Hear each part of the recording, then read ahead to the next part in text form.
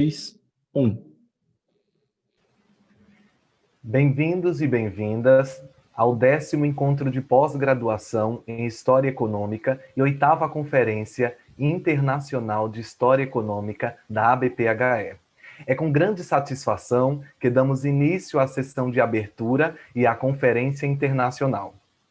Fazendo parte dessa sessão estão presentes professora Luciana Mazaro Onozic, diretora acadêmica do campus Osasco da Unifesp, professora Luciana Rosa, coordenadora do Programa de Pós-Graduação em Economia e Desenvolvimento da Unifesp, campus Osasco.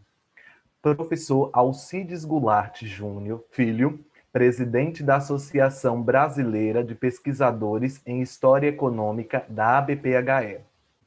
Professora Cláudia Tessari, coordenadora do 10º Encontro de Pós-Graduação em História Econômica da ABPHE. À palavra, os professores nesta ordem.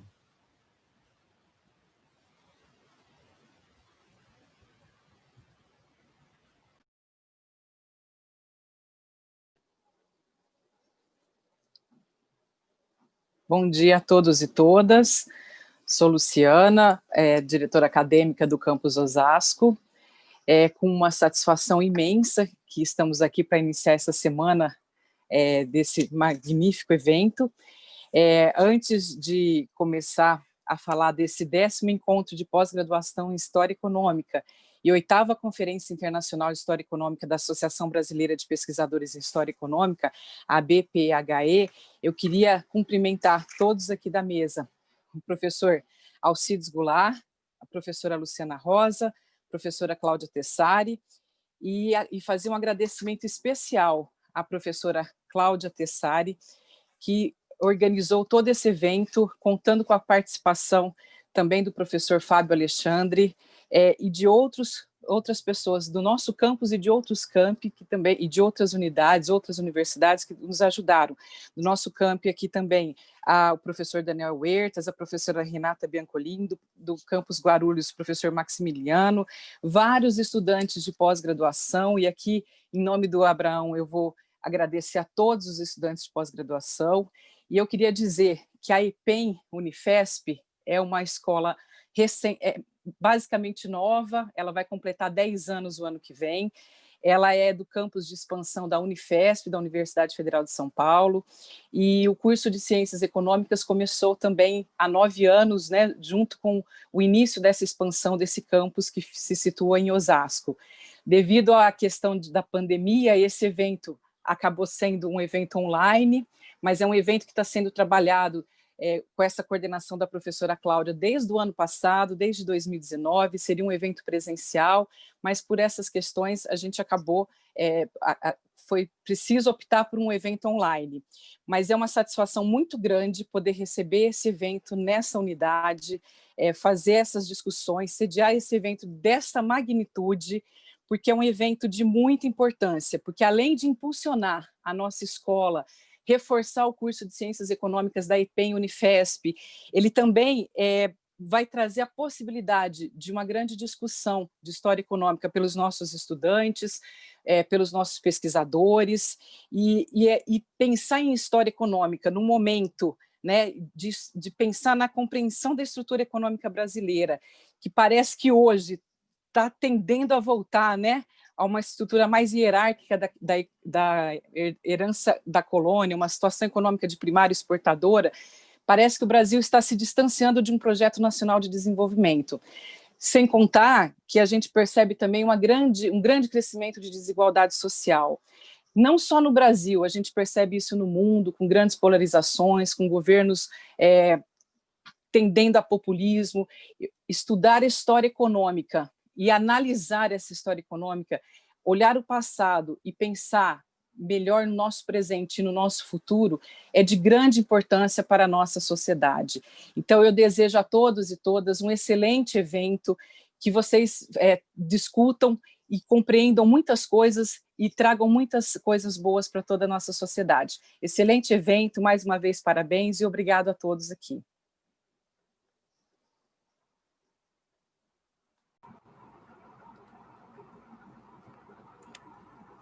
Bom dia a todos.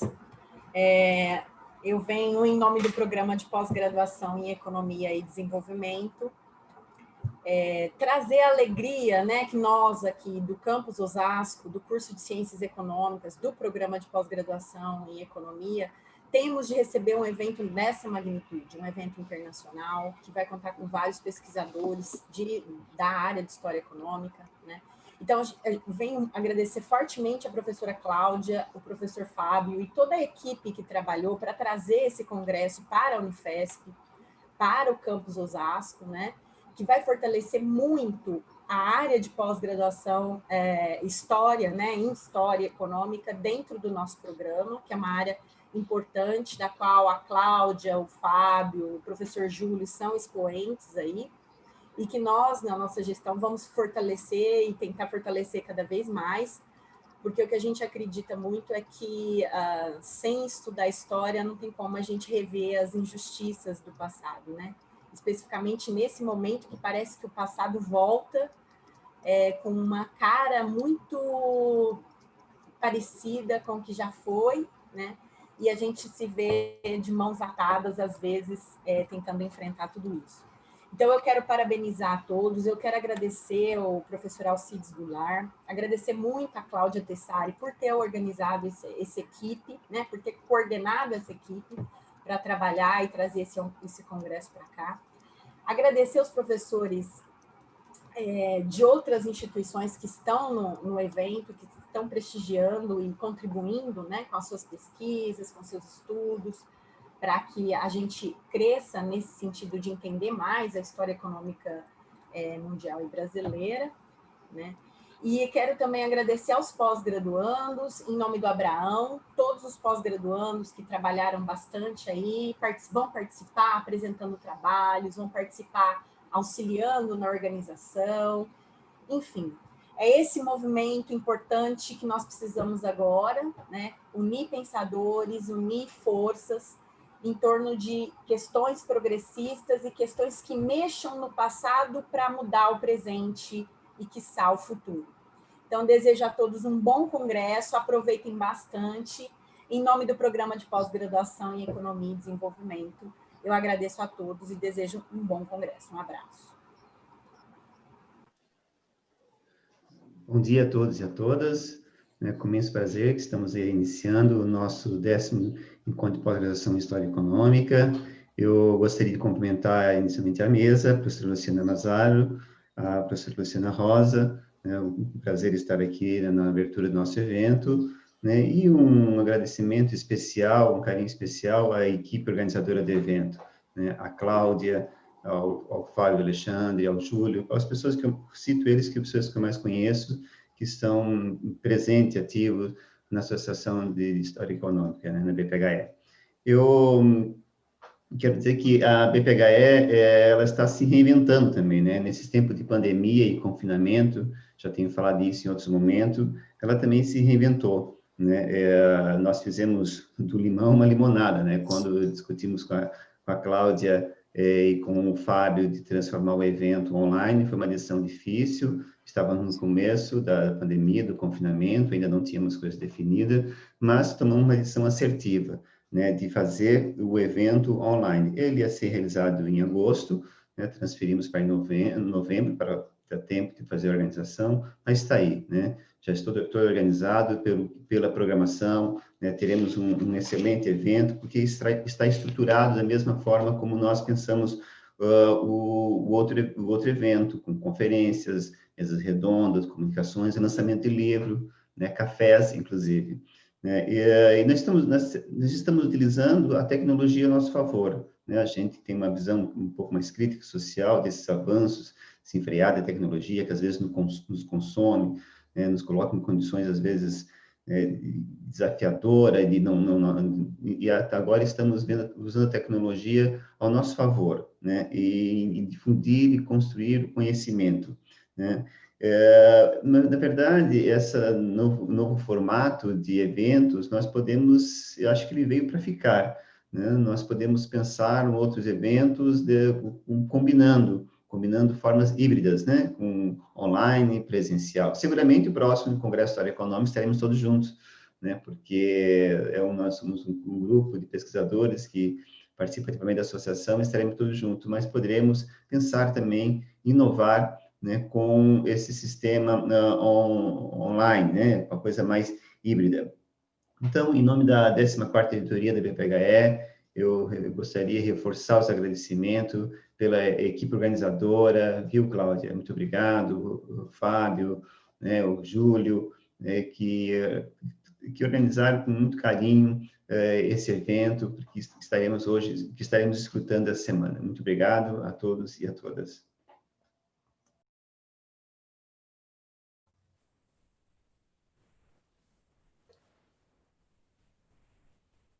Bom, bem-vindo a todos. É uma grande satisfação tê-los aqui no 10º encontro de pós-graduação em História Econômica e na 8ª Conferência Internacional de História Econômica da ABPHE. Eu agradeço a presença aqui na mesa da professora Luciana Massaronozic, diretora acadêmica do nosso campus, na Unifesp, a professora Luciana Rosa de Souza, coordenadora do Programa de Pós-Graduação em Economia e Desenvolvimento, a professora Alcides, e também agradeço logo em seguida quem vai entrar, né, após essa sessão de abertura, a presença da nossa palestrante, Sheryllynne Haggerty, e também a presença do professor Daniel Strum, que vai fazer os comentários à palestra. Nós sabemos que esse evento vai entrar para a história da ABPHE, né? Já entrou, né? Mas a gente espera que não seja só por maus motivos, né? A gente vive um momento muito difícil, né, derivado das consequências da pandemia da Covid-19, mas também a gente vive um momento de desafios, né, que talvez sejam maiores e mais duradouros do que as consequências da pandemia, né? E eu me refiro aqui aos desafios relacionados à política deliberada que nós vivemos, de ataque ao conhecimento científico, né, e ataque à área de ciências humanas, área à qual pertencemos, né? E ataque que se reflete no escasseamento dos recursos, no desmonte de estruturas, afetando nossos estudantes e as nossas pesquisas. E sabemos bem o efeito de curto, de médio e de longo prazo que políticas desse tipo causam, né? E em meio a esses desafios, a esse contexto de incerteza, de escassez de recursos, com nossos estudantes sem bolsa, com as agências de fomento sem recursos, né, e isolamento social, a BPHE e a comissão organizadora se engajaram para realizar esse encontro. Realizamos esse encontro muito ciente, não é, das dificuldades individuais e coletivas pelas quais todos estamos passando, mas também cientes de que é necessário valorizar a ciência e, principalmente, necessário manter mobilizada a nossa comunidade de história econômica, que é pequena, né? Mas a necessidade de mantê-la mobilizada, nesse momento, a continuar as suas pesquisas na nossa área. E foi assim que, em tempo recorde, a gente conseguiu aprender a lidar com uma tecnologia da comunicação e informação. Muitos nós, da nossa comissão, não sabíamos, o mundo inteiro, não é? Se colocou num momento de aprendizado, né? Em modo aprendizado, nós também fizemos isso, em tempo recorde, aprendemos, pensamos novos formatos, novas formas de interação, e isso só foi possível porque nós contamos com o auxílio de muita gente, né? E vou passar aqui a agradecer, né, aqueles que tornaram possível esse encontro. Então, em nome da comissão organizadora, eu agradeço a Pró-Reitoria de Pós-Graduação e Pesquisa da Unifesp, a Pró-Reitoria de Extensão e Cultura da Unifesp, o Programa de Pós-Graduação em Economia e Desenvolvimento do Campus Osasco da Unifesp, a Diretoria Acadêmica do Campus Osasco da Unifesp. Agradecemos pelos recursos financeiros, pelos recursos humanos e por outros apoios. Agradecemos também a Pró-Reitoria de Administração, a SUP da Unifesp, a Superintendência de Tecnologia da Informação da nossa universidade, a Diretoria Administrativa do Campus Osasco, que se empenharam no destravamento de empecilhos né, que se colocaram à frente, né, desse processo, perante a necessidade da gente contratar serviços novos para os quais a universidade, a burocracia da universidade nem estava ainda preparada, né? Então, aprendemos muito juntos como fazer e como preparar a nossa burocracia para poder dar certo. Então, eu agradeço muito a Juliana Mateusa, diretora administrativa, a Luciana Uzik, diretora acadêmica, a Christian Raviani, nossa técnica administrativa que trabalhou intensamente junto com a gente, ao Reginaldo Barbosa, chefe da nossa tecnologia de informação. Um agradecimento especial também ao nosso Departamento de Tecnologia da Informação do Campus Osasco, pelo apoio durante a organização e por todo o suporte que eles vão nos fornecer ao longo desses 4 dias de evento.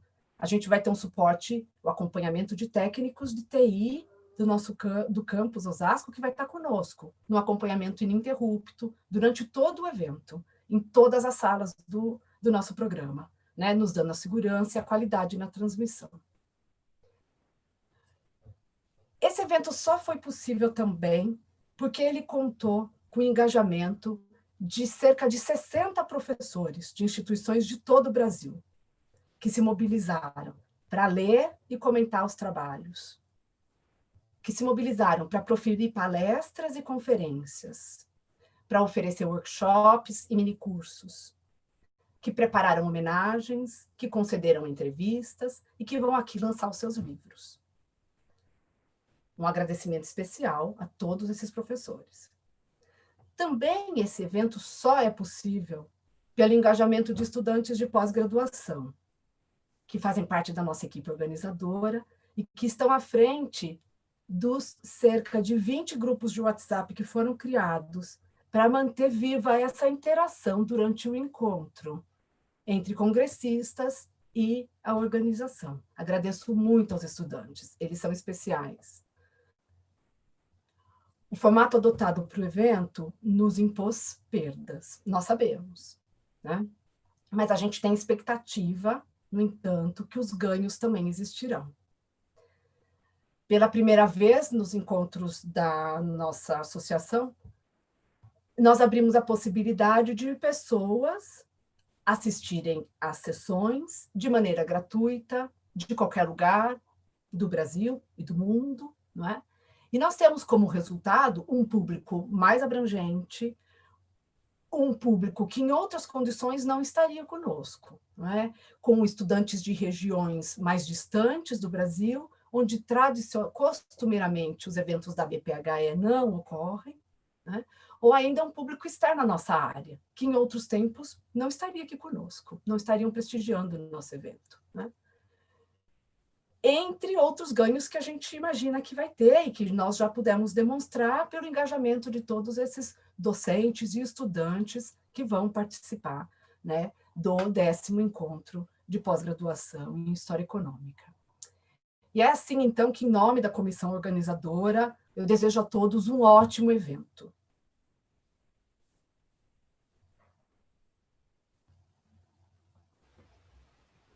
Convidamos agora a assistirmos o vídeo de boas-vindas.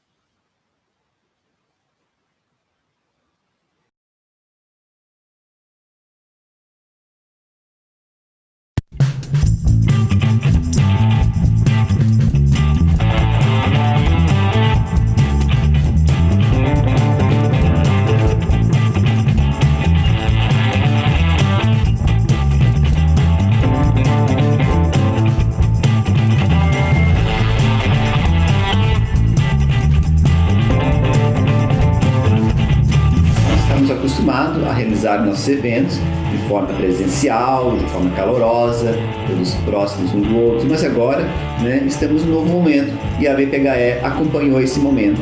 E estamos realizando esse evento de forma virtual.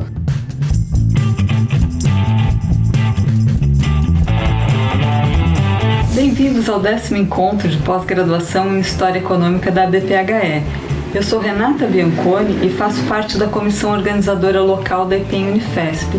São mesas redondas, conferências, workshops, além da apresentação de trabalho de mais de 60 pós-graduandos que vão apresentar os resultados de suas pesquisas, além também do esforço de mais de 30 professores das mais diversas instituições de pesquisa do Brasil que vão ler e comentar os trabalhos dos pós-graduandos. Eu desejo a todos os estudantes e demais participantes um ótimo encontro de pós-graduação.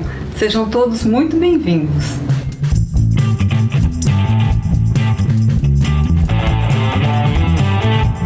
Sejam bem-vindas e bem-vindos ao nosso congresso. Me chamo Diego Martins e sou doutor em História Econômica pela Universidade de São Paulo. Reitero o convite para que participem ativamente do nosso congresso. Espero que todos possam aproveitar ao máximo e saibam que foi feito tudo com muito esforço de todos nós da organização para fazer essa transferência de um evento realizado pessoalmente para o formato digital, nesse novo desafio que estamos enfrentando em 2020. Nesses tempos difíceis, foi necessário se reinventar. O nosso desejo, o nosso objetivo é que você se sinta à vontade e que aproveite desse encontro. Desejo que todos tenham a melhor experiência possível. Sejam muito bem recebidos, aproveitem o encontro. Por mais que seja virtual, né, cada um no seu espaço, na sua casa, aproveitem o momento para trocarem ideias, trocarem informações, conversarem com seus colegas, mesmo que virtualmente. Sejam bem-vindas e bem-vindos. Sou Ana Luísa Pinheiro, aluna do mestrado da Unifesp. Preparamos tudo com muito carinho. Espero que aproveitem o congresso. Olá pessoal, meu nome é Lídia, eu sou estudante de Economia da Universidade Federal de São Paulo e eu também faço parte da do Congresso. Eu espero que vocês gostem muito e que, apesar da distância, a gente consiga trocar os nossos conhecimentos, as nossas ideias e as nossas experiências. Um abraço e sejam muito bem-vindos!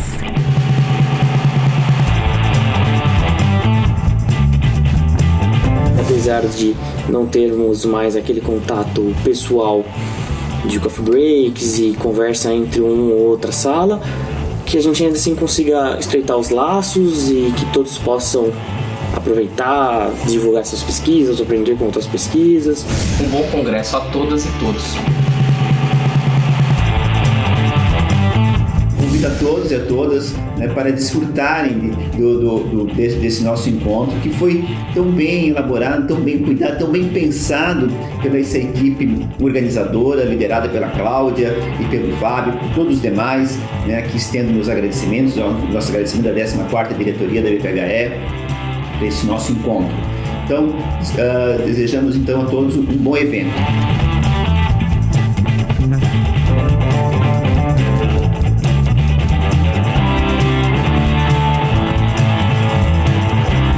Seja bem-vindo, seja bem-vinda.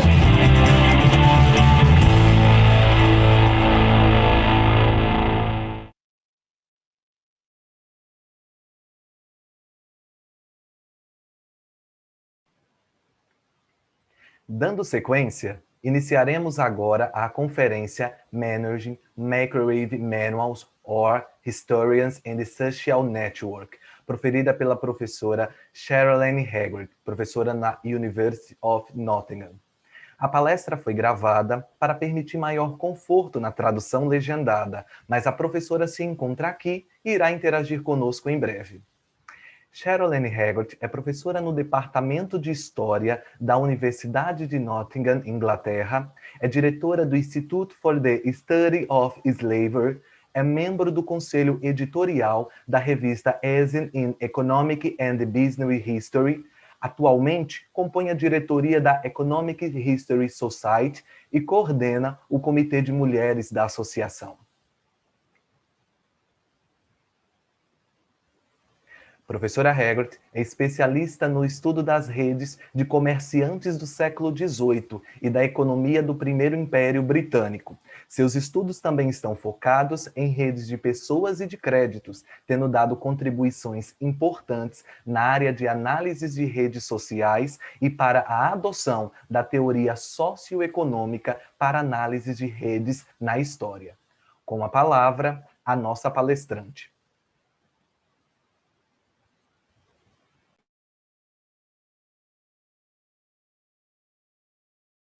Hello, and thank you very, very much to Max for inviting me to give this paper today, and for Claudia for all her help.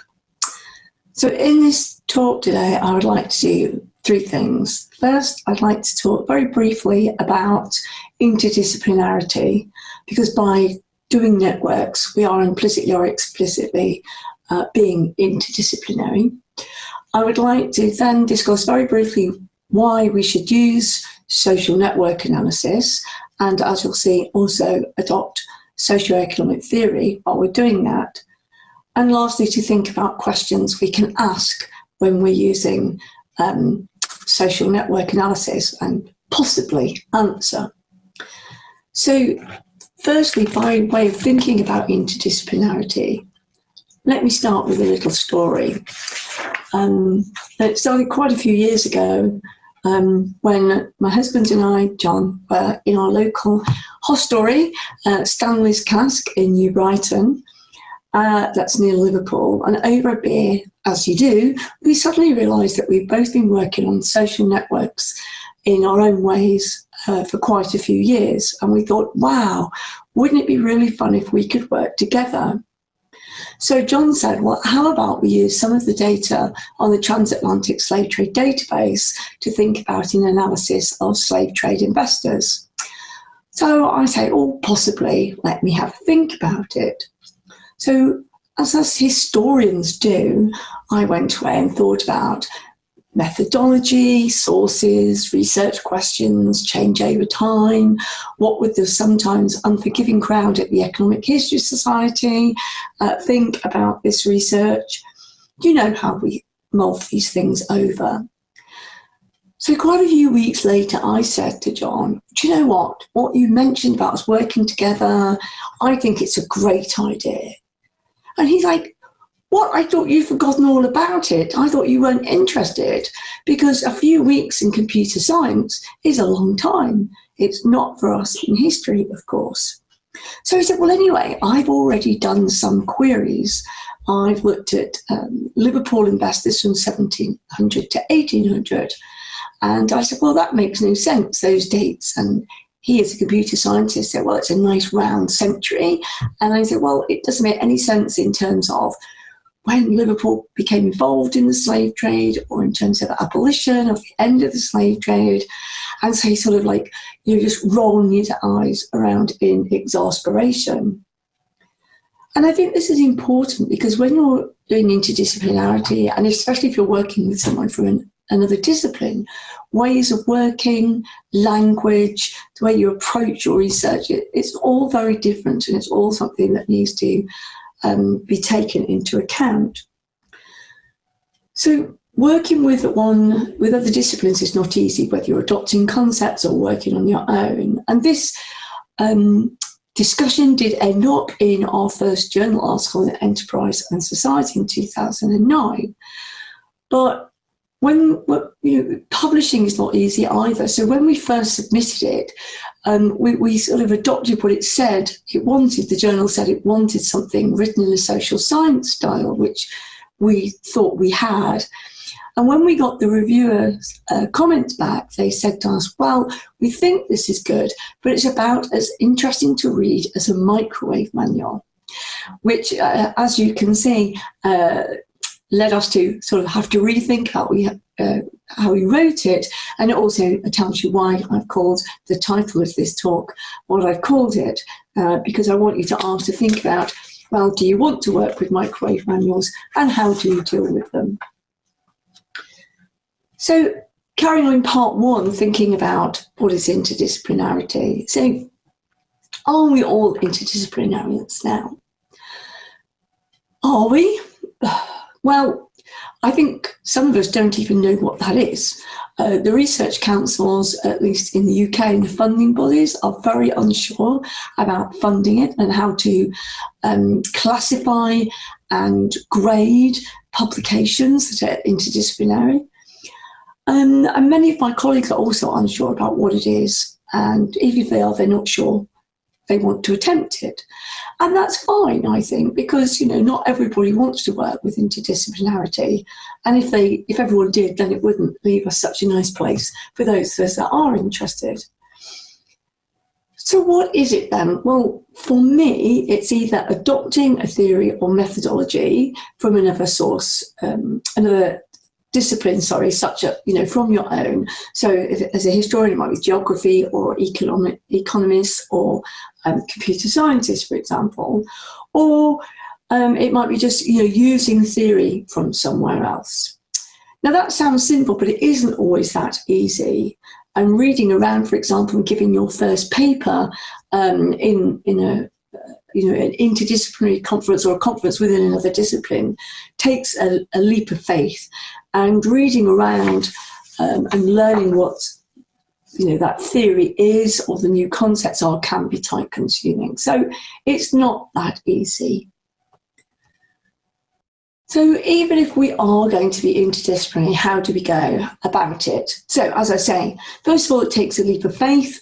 And then going to the conferences is really nerve-wracking. I went and talked about trust to a sociology conference for the first time, and that was really nerve-wracking. But I learned a lot, and then that's fine. And then you need to think about, who do you work with? Is it just anyone? Now, I'm really not a fan of the idea, the institutions, at least in Britain, would have you like, oh, go to a sandpit and just join with somebody from another discipline. But it's not that easy. You know, because you need to trust somebody and you need to sort of have somebody who's interested in doing it. Not all computer scientists want to work with historians, for example. My own foray, apart from working on my own with another discipline, was quite by luck. I went to a colleague, Harry's, he's had a lovely champagne birthday party, and I met somebody that I had seen quite often at an 18th century seminar, and we started chatting, and we realised we're both interested in the same thing and we might work together, and we did. And that's great because we built up a relationship that, you know, we trusted each other to turn it around on time, to meet deadlines, and trusted each other intellectually as well. And this is really important because discipline practices are different. So as a historian, for example, I found it much easier to work with a geographer than with an economist, and certainly with a computer scientist, who are all speaking different languages. And even though, you know, if we're talking about a network, you know, us as historians, we mean one thing. Computer scientists means something completely different, and I'll come to that in a second. And as I've mentioned, getting published is not always easy. So I've mentioned my first microwave manuals exploration, but also even more recently, we sent off an article that went into Enterprise and Society in 2018, and we think it went to at least 5 reviewers, one of whom was a historian, one of whom was a sociologist, and one was an economist. The other 2 we couldn't pin down. We don't know the names, obviously it's blind, but from the comments, we gathered this, and it's not easy to answer and respond to all those differing points of view, however helpful they are.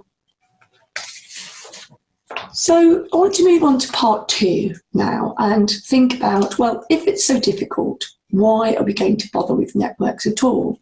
I want to think about, what is a network? Is it Twitter? Is it Facebook? Not for me. I mean, obviously Facebook and other social networking sites have been used positively for political action, but often they're just used for someone to post up the food they've had for breakfast, which won't do it for me anyway. And also I'd implore you not to do it badly. Paying lip service won't do it. So it's no good just saying about networks and in the title, in the paragraph, and the conclusion. You need to engage with the social network analysis and, as I'll argue, with socio-economic theory throughout, and I think that's really important. And paying lip service in an article, for example, will just annoy any reviewer. Certainly if I was reading it anyway. So let's just think about these definitions just a little bit. So the first one, it comes from graph theory, social network analysis, okay? So I said before, you know, when a computer scientist thinks about a network, this is what they mean. It's a graph with additional information on the vertices, okay? That's what they mean. The next 2 definitions I've got here come from sociologists. So here it's more like what we're talking about, isn't it? A set of actors with connections. If we're talking about business history, we might think about communities of individuals or businesses that share attributes such as ethnicity or religion. If we talk about an economist such as Mark Casson, he thinks there's a set of high trust linkages connecting a set of people. So these definitions are all important. And I should just mention that Max has got a bibliography to send out to you afterwards with all these, the literature that I'm mentioning and the slides as well. The other thing I'd ask you to do also is to really engage with socio and economic theory. I found this so helpful. So here we've got some, I mean, Matthias is kinship nexus. Okay, Matthias is a historian, but he's thinking very much about what networks mean, kinship networks mean. But if we move to sociologists of various types, we've got Ben Prass-F connection, so family, friends, and small firms he's mostly talking about there. And that, so, you know, it's not just about your family, it's about friends can be influential or otherwise. Gradavetter's weak and strong ties, or strength of weak ties, is a very famous article, but even then not everybody gets it right. A lot of people don't read it properly and think all weak ties are good or strong ties. Okay, well, A, that's not true. Only ties that turn into something or have the potential to turn into something can be strong ties. But also, as I'll show you later, not all strong ties are positive ties. And that's something I've really tried to do throughout my engagement with networks, is think about when they go bad and to complicate this very simplistic story about, you know, that ethnic, religious and kinship networks are always good.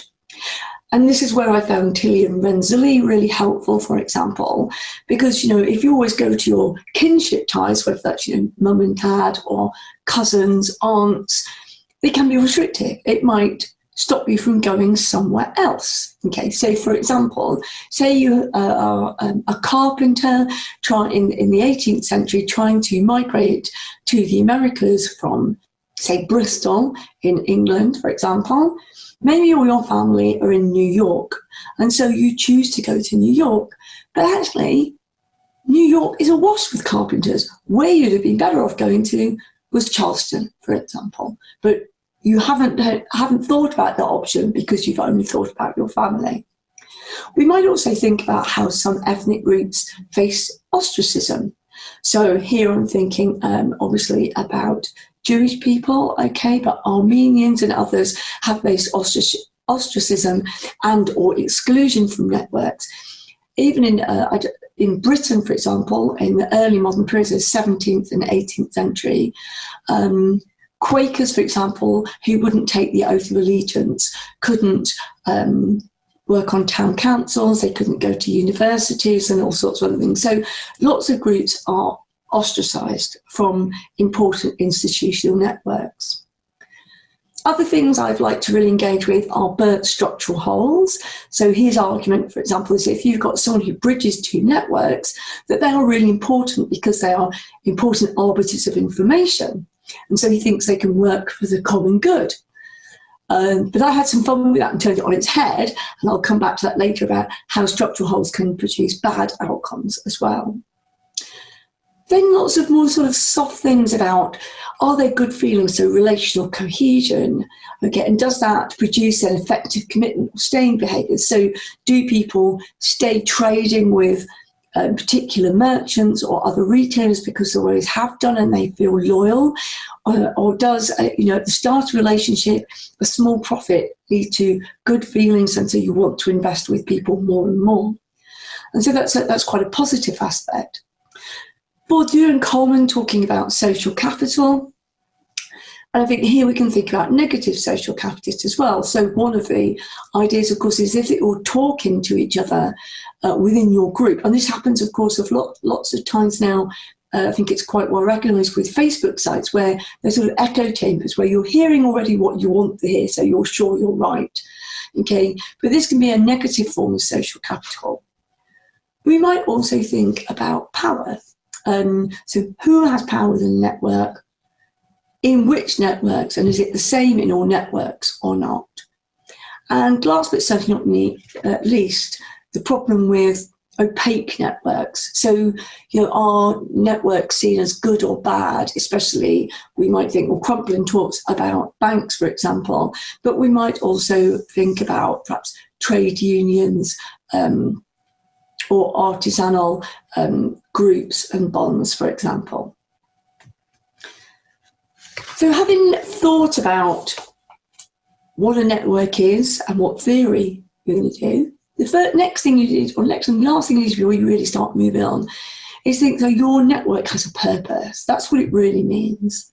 And so, so here obviously I'm talking to a sort of business history audience, but it could also be to do with religious networks, with a history of art, with literature, religious groups. It could be anything. If we're talking about a network, I think it's really important to talk about the network having a purpose, because then only then can you judge whether or not it's fulfilling its purpose, whether it's useful.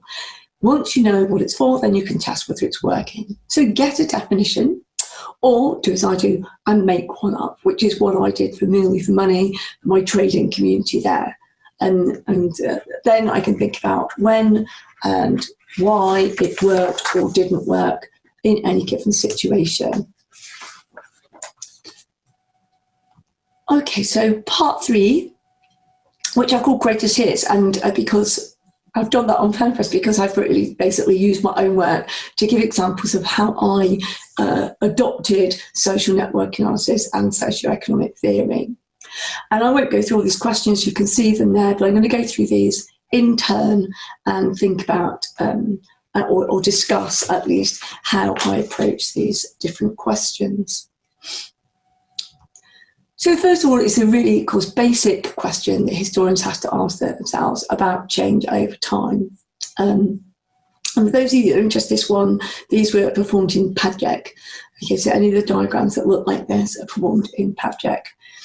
And Padgek, SOCNetB, and GEPHE are all freely available, so anyone can use them should you want to. So here we've got Andrew Clow, who's here, who moved to Philadelphia just after the American War of Independence from Manchester. And you can see here that he, this was his partner here in Philadelphia, and he's got a few networks all over Britain. You can see here's Bolton, Wakefield, Manchester, where he came from, Nottingham, but also London. But by 1793, if we draw his networks, we can see they're far bigger, there's far more people in them.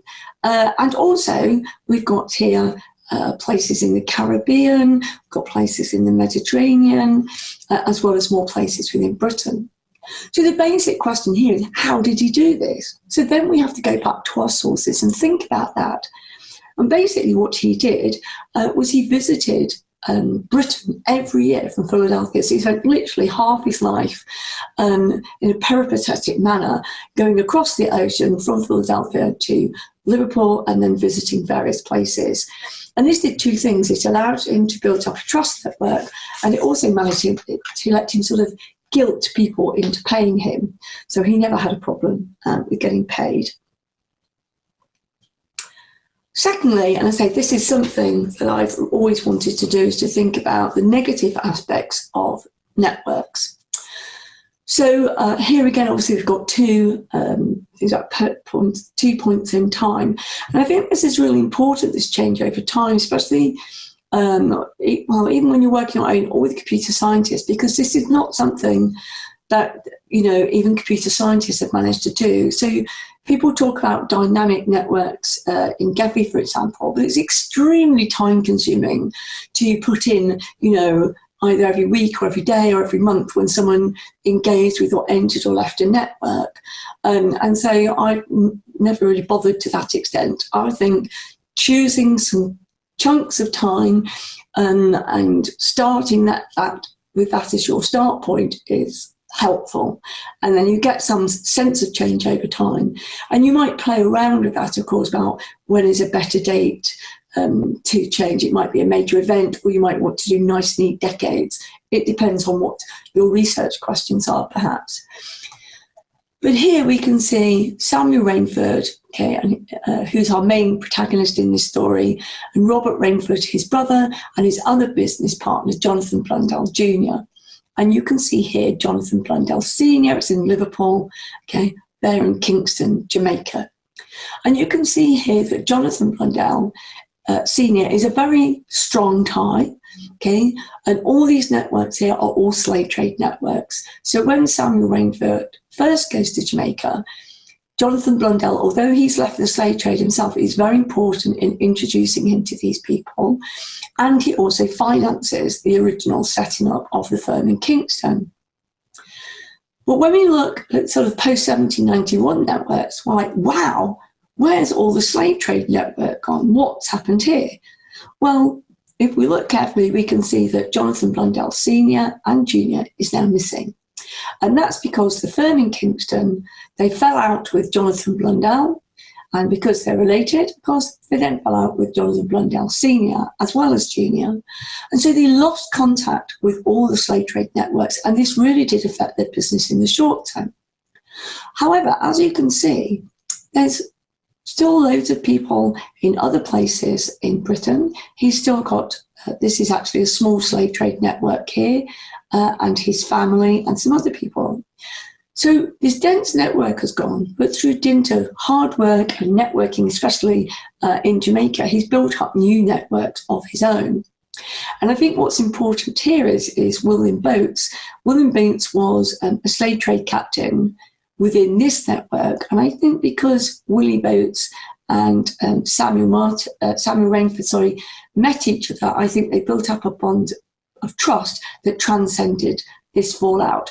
So, you know, Jonathan Blundell became a negative, strong tie with disastrous consequences.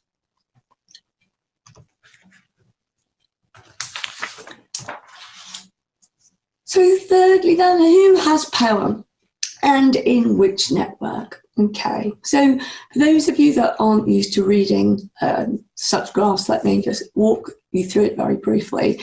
So this is done in SOCNET-B, and SOCNET-B is much better for measuring relationships. It's not so good for plotting out, as I did in this previous graph. As you can see, I could sort of plot people out in Liverpool and in Jamaica somewhat geographically. I've never got into sort of mapping it on real maps as well. It's not been necessary for me. But these measure power or information flow, those sort of things, and SOCNET-B is much better for that. So here we've still got our change over time, and these are Liverpool metropolitan networks in these 2 decades. And actually the whole paper goes over 6 decades, but let me just show you these. So what we wanted to do here was think about the interactions between different institutions and different types of institutions in a port city, and to think about how relationships and bridges and actors that were in various networks changed over time. So this is the Lyceum, which is a library or cultural institution. This is the Mock Corporation of Sefton, which is a drinking club. This is the African Committee of which is traders trading to Africa, so it's a trade association. And this is the Anglican-dominated town council. So in the 1770s, towards the centre have the more power, yes? So these people that are bridges, so this is a bridge between the Mock Corporation and the African Committee. These people are networks between the Lyceum and the Town Council, and these are bridges between the African Committee and the Town Council. What you can see, however, as a group is the Mock Corporation of Sefton, the drinking club in the 1770s, has the most power or influence, okay? The African Committee, which is a trade association, is well out, as is the Town Council, even though, you know, they're obviously a big political institution. And the Lyceum here is actually at least as important as the African Committee, but more so than the Town Council. So I think what we can think about here is that, you know, here, the sort of cultural groups were working well for its members, working together. There are also quite a few people that were bridges between them. And I think what's especially important was that so then you start thinking, well, why is that? And the reason why the Mock Corporation of Sefton was so important, if you start looking at it closely, is that it's used as a drinking club for ship's captains and early career merchants, if you like, who then eventually move into the African Committee, and some of them to the Town Council. So these are being used as a sort of career progression, and so the links between them remain quite important. If we look at the 1780s, we can see that the mock corporation Sefton has become far less important, and there's actually fewer people that are bridges between that and the African Committee, whilst the African Committee has become more important. Strangely, even though it is politically very important, as a networking institution, the Town Council is not, and the Lyceum hasn't changed very much.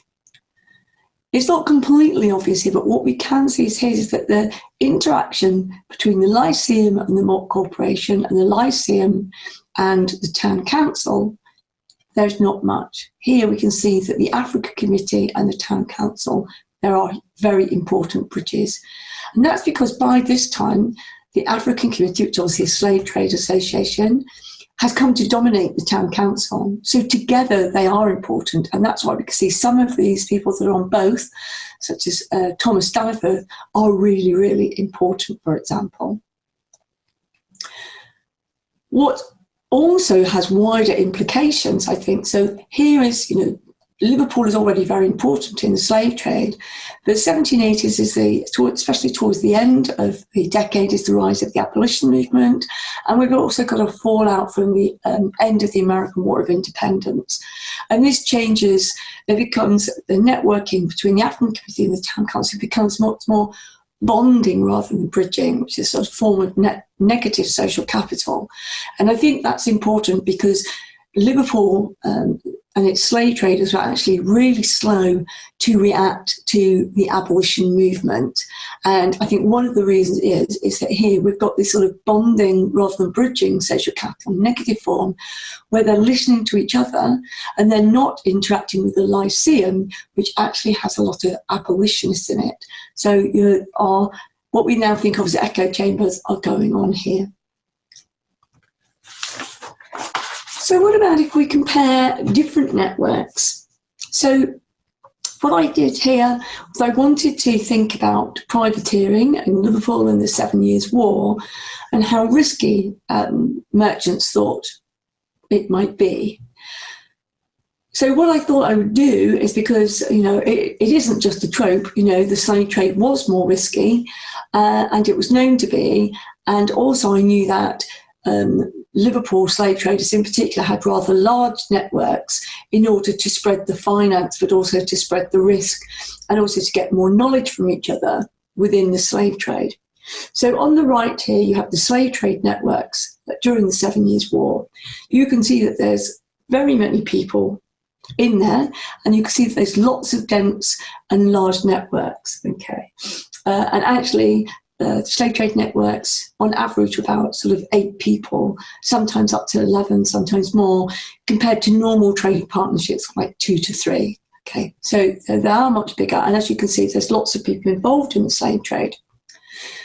Actually, what you can see in privateering, now this is all privateers, this is all private men of war. So this includes people who are getting letters of marque in order to be able to defend themselves, and also if they happen by chance to take a prize can claim it, but also those who do deep water privateering, which is much more aggressive across the Atlantic or in the French Channel, where they're positively going out to try and capture a prize as the primary motive of the voyage rather than trade. So we can see here that they're much smaller.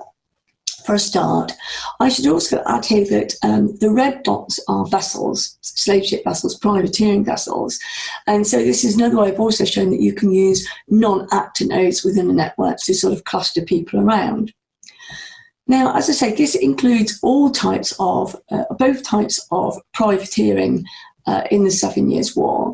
So, but what you can see is here and here and here and here, where the networks are slightly denser and slightly larger, they are the deep water privateering vessels. Who normal trade just to Europe, or even across to North America, for example, if trade was the primary object, the networks were still quite small. Where, however, people were going on in a sort of aggressive prize catching mission, then the networks got larger, okay, and they might be somewhere between 6 and 8, whereas the normal letters of marque were about 2 or 3, the same size as a normal business, firm or partnership. So what I deducted from this is that whilst people didn't think trading in wartime and getting a letter of marque was any more risky per se under normal trade conditions, if you were going to be involved in aggressive deep water privateering, then they assessed it at least as risky, or some on occasion more so than the slave trade. And in fact, other things such as using well-known and very rich merchants, and also using merchants that were used to risk from being involved in the slave trade, came into those deep water privateering networks as well. So what about developing networks? Well, when I came to approach this question, I was really surprised to find that not only historians, but hardly any sociologists had actually looked into developing networks. They were either absent or they were present. And whilst sociologists were better at thinking that they were negative or positive rather than historians who still often thought of them as very positive, no one really talked about developing networks. And I had this case study of a court case of a vessel going to cross around the Atlantic from Liverpool that came up, and I saw that there were 2 actors that were acting very differently. So this doesn't say very much on its own, which is why I always say I'm very reticent when people draw a slave trade draw a social network, and then just say, oh, isn't it pretty? No, it needs thinking about. So what's going on here? It needs a text, especially this one, because we're not talking about change over time. So this particular voyage was the vessel was owned by John Cunningham, and there were 2 bridges here, as you can see. John Whiteside, who's the supercargo, and Joseph Pearson, who's the master.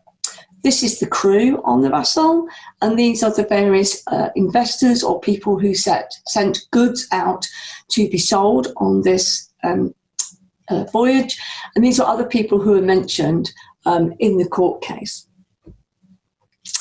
So what happened was that this ship went first to Ireland, where it was held up by John Whiteside, the supercargo. Then it went to New York, and it's worth noting that nobody in New York is mentioned here at all. It was then due to go to the Caribbean, and it stopped at Barbados and other places before getting to Nevis, and then returned. As I say, in Ireland it was held up by John Whiteside, in New York it was held up by John Whiteside, and it's also John Whiteside took on cordage and other goods onto the vessel that when a Royal Navy vessel came up had to be thrown overboard. So what basically happened is that the court case was that, so because of all this, the voyage was really long, and also the hold wasn't completely full. And so John Cunningham was trying to cover his costs and get everyone else to chip in, basically. He said there had been a charter party and that everyone was liable for the sort of lost monies from not filling the hold. But why this is really important is, it didn't seem to be very unsuccessful, this voyage. It obviously wasn't as successful as it could be. But what became clear is that John Whiteside was a sort of, one of Bert's bridges between the 2 networks, between the investors, the crew, and what was going on in Ireland, New York, and the Caribbean, as was Joseph Pearson, the master. But whilst John Whiteside seemed to be working against the interest of John Cunningham, so he was a bridge, but one that ended up being fraudulent and problematic, whereas Joseph Pearson was a positive bridge in how Bert meant it in his structural holes, that he was a positive influence. And certainly he stayed with John Cunningham, gave evidence on his side of the court case against John Whiteside and the few people who stood with him.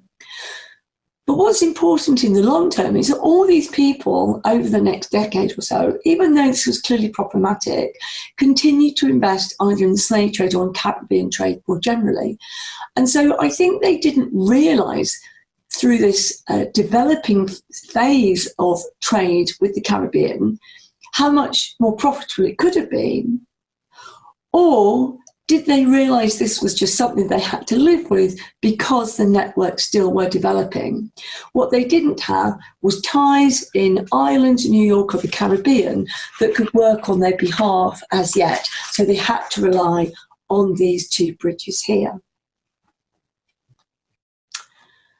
So what about when people interact with a network? So here you can see what we've done is well, actually, John wrote a program here, but you could probably use a mixture of sort of Gephi here to think about different ways of tackling this question. So what we wanted to do is think about, as I say, how did people interact with the network? And we also worked with an economist here who set up our original sort of equation for how to test this. And what we basically tested, so if people interacted with the network, with their friends, with other people, what we called with the herd, okay, that these were sort of effective ties, okay. If people, so they're friendly ties, yeah. If people acted independently of others and when they wanted to go themselves because they had business they wanted to pursue, we called these instrumental ties, and this was measured by them not going with the herd but going independently. So in the 1750s, you can see here that this was when Liverpool was just taking over as the leading outport in the slave trade. You can see most of the ties were effective.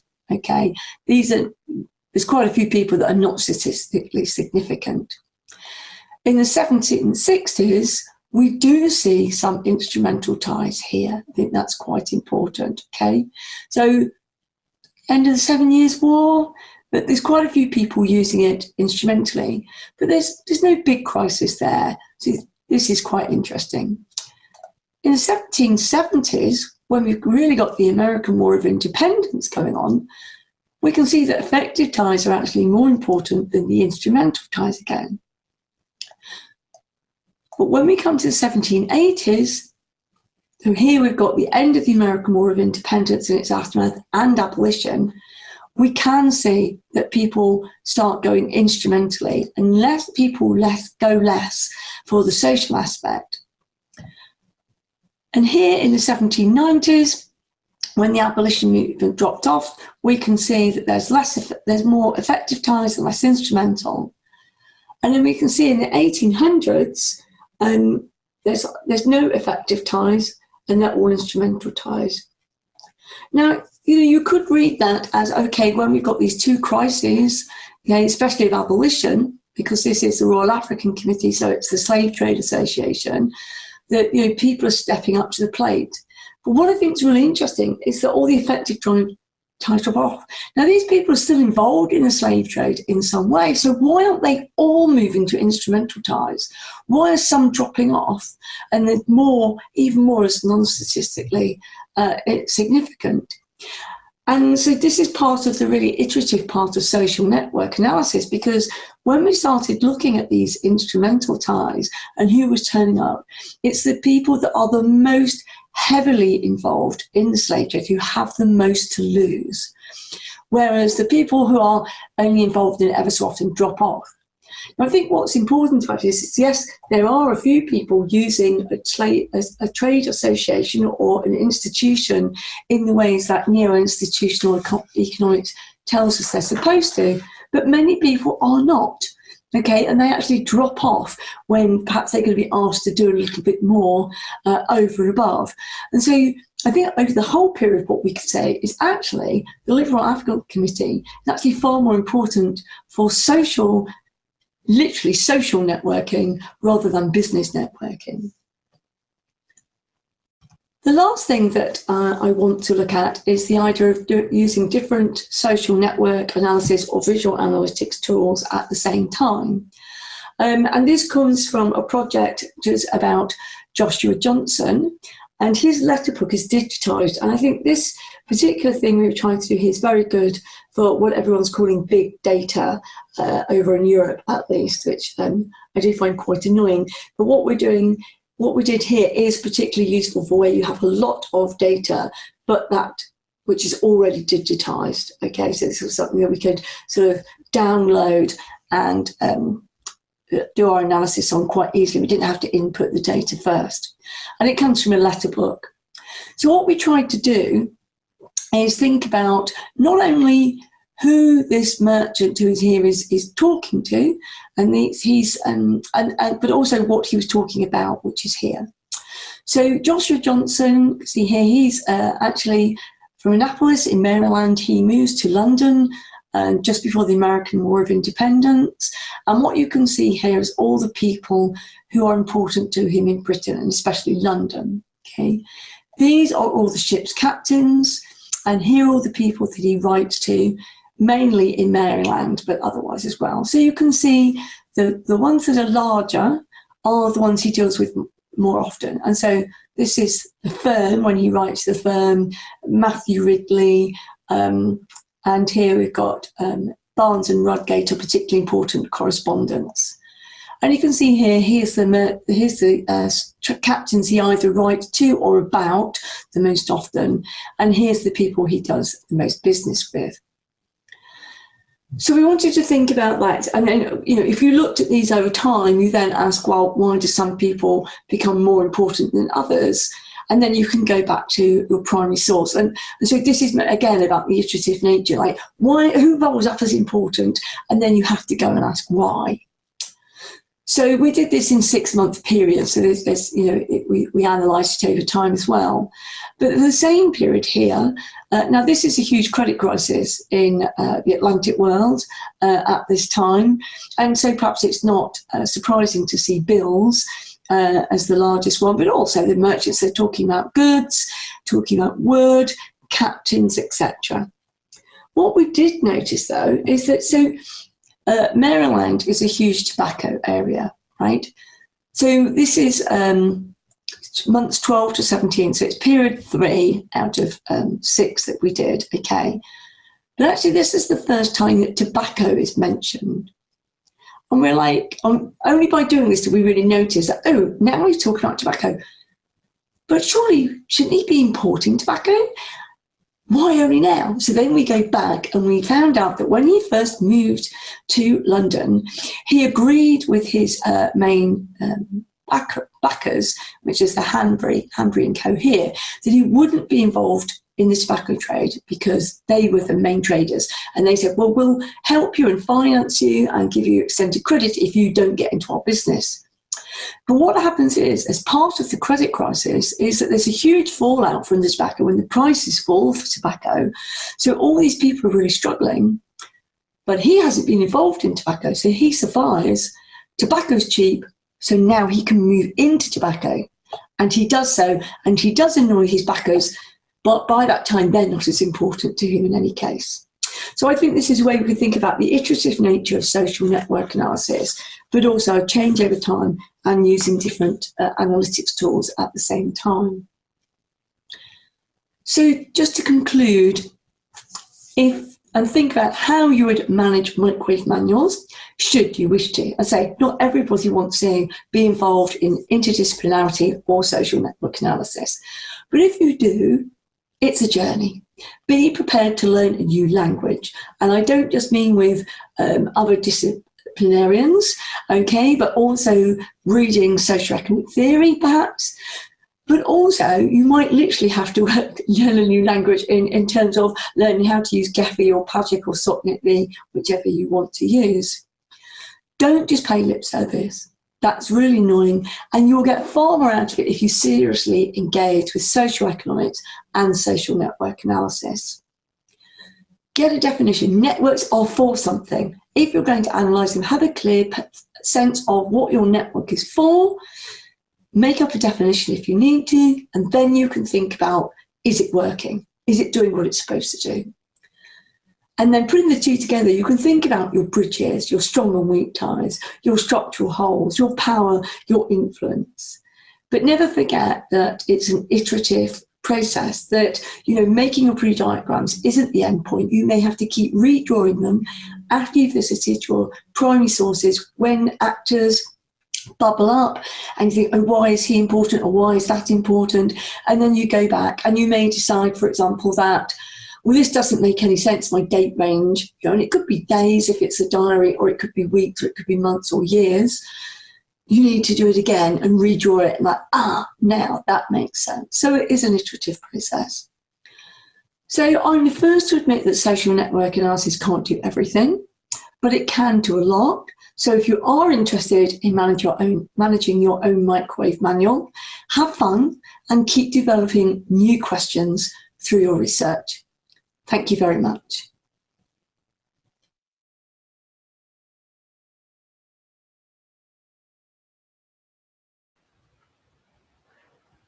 Agora, chamamos o professor Daniel Strum, professor do Departamento de História da Universidade de São Paulo, para comentar a palestra e transmitir à palestrante as perguntas e comentários do público.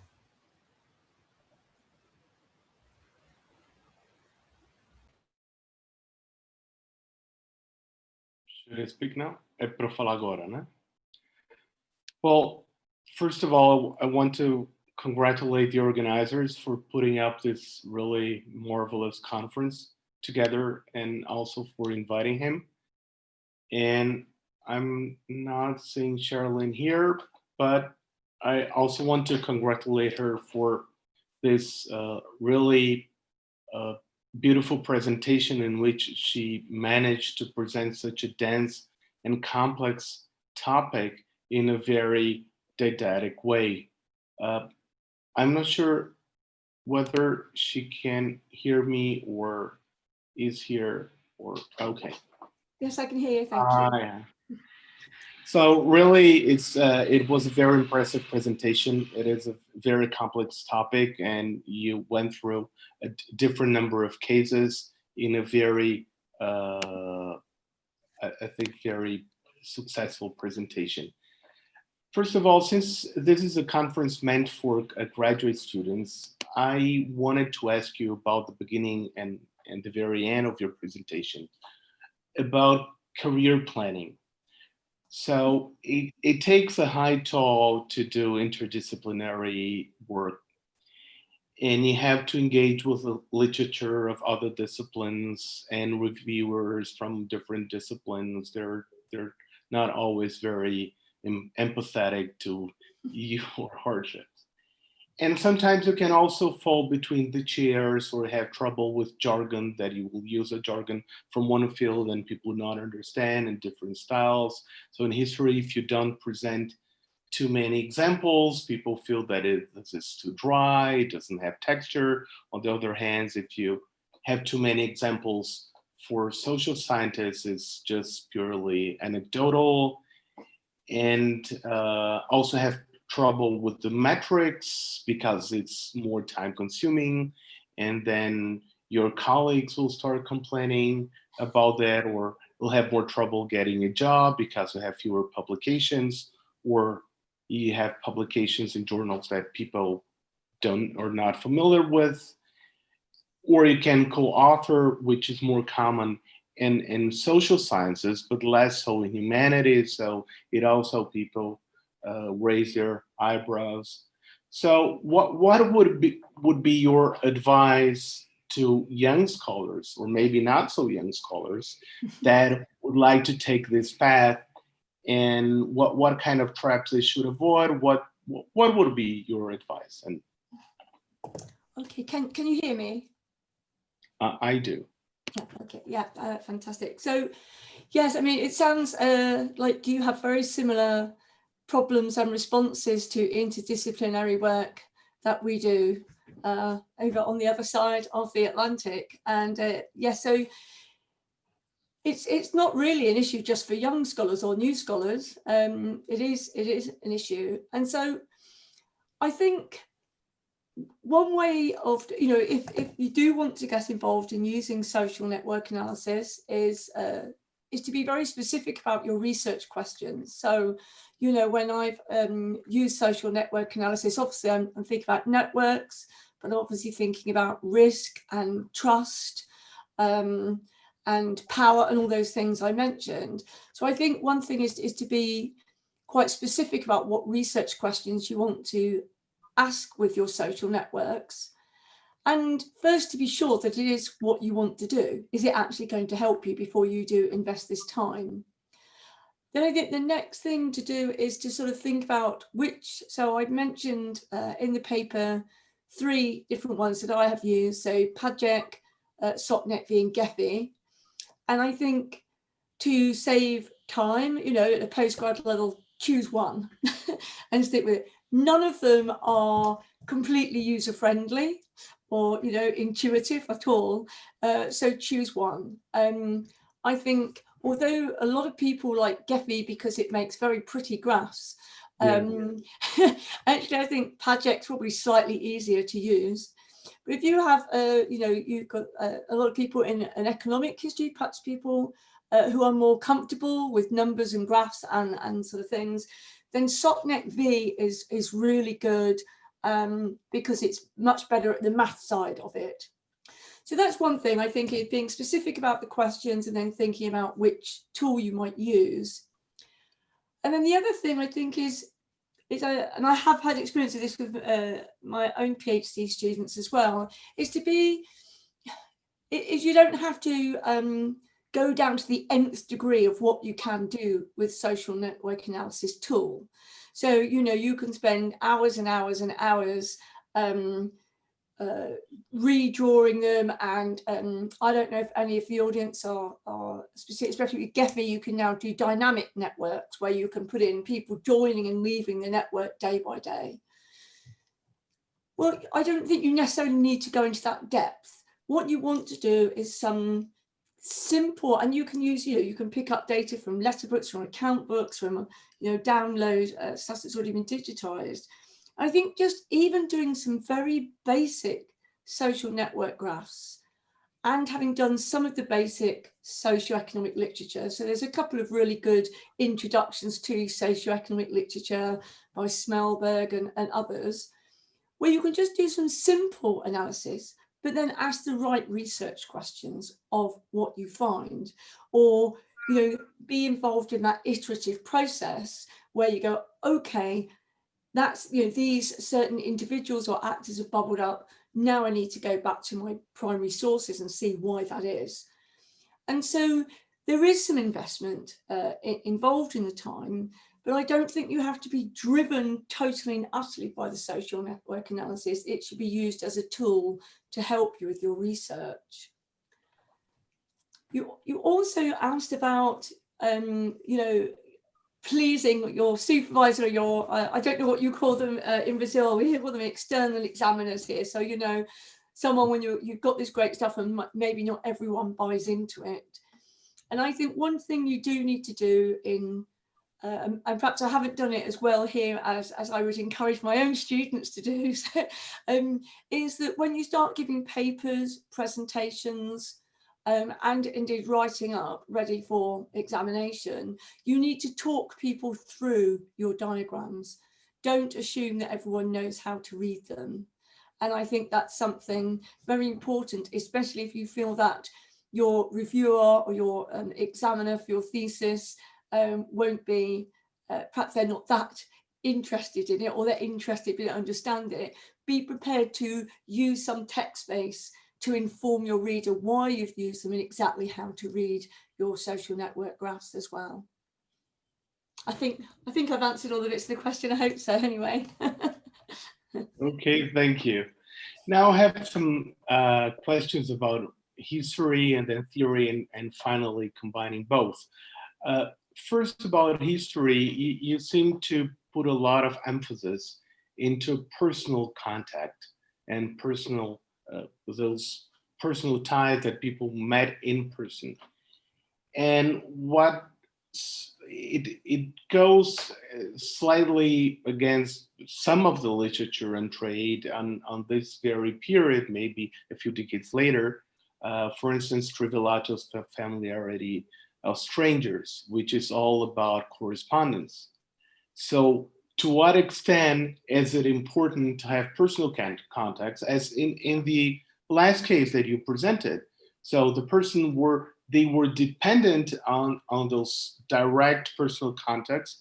Why didn't they write to New York, or to, of course, to Ireland, or to the Caribbean? Why did they depend on personal contacts?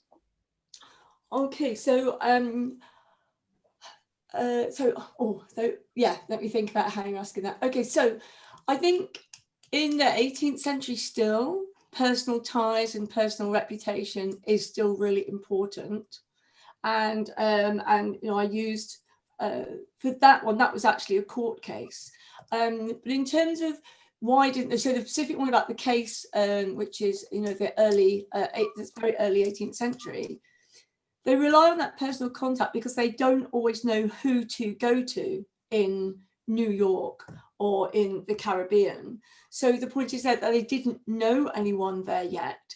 So they literally did have to have, they had to rely on the supercargo and the master as intermediaries, which might happen later as well. But there, they, at least in this case, in the court case, no one is mentioning anyone in Nevis or in Ireland or in New York. So I had to assume that they did not know anybody there, that they could say that. I don't. Again, what is missing there, of course, is I don't have the associate letter books. So, but it seems very strange to me that in the court case, no one saying I went to New York and, as I was told, got into contact with so and so.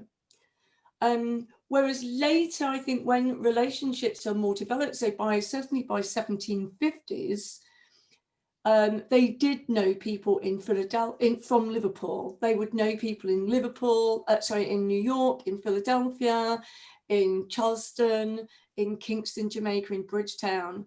And so they would write them and they would use them as a sort of, they would have their the masters of the ship and the supercargoes, although supercargoes get used less and less over the 18th century by Liverpool. So I can't tell you why that is necessarily, but certainly they do later. They know of people and they have developed networks. But what you also see concomitant as well happening at the same time is that as people get to know who is important, so as Liverpool becomes more important in the transatlantic trade, they do find out who they should be dealing with in terms of you know, who's in Philadelphia or who's in New York, etc. And then they do write to them and deal with them as well as, but separately from the ship's captains. So I think in that particular case study, I think there's two things happening. One, it's very early in the developmental stage of Liverpool's trade with the Atlantic. And the other is a problem with the source. It's a very particular source that I'm using, and I don't have the letter books to go alongside it. What does happen, I think, is really interesting. So when you said, where I thought you were going to go with that question to start with, you know, this very personal contact, what you see more and more over the 18th century, certainly in the British Atlantic as well, is that people do start, you know, they send cold call letters to merchants, especially if they're just starting out themselves. So someone's starting up in trade. So say Andrew Clove, for example, you know, before he goes to Philadelphia, you know, he's probably writing letters to traders there and finding out what trade is like, who are the important people to know. Or he may be able to find out in the coffee houses and the taverns in Liverpool, you know, or from reading the newspapers or the port books, who's important. But what you do see is that people start taking small risks with people they haven't traded with yet. And once that's successful, they build up this sort of relational cohesion, even with people they've never met.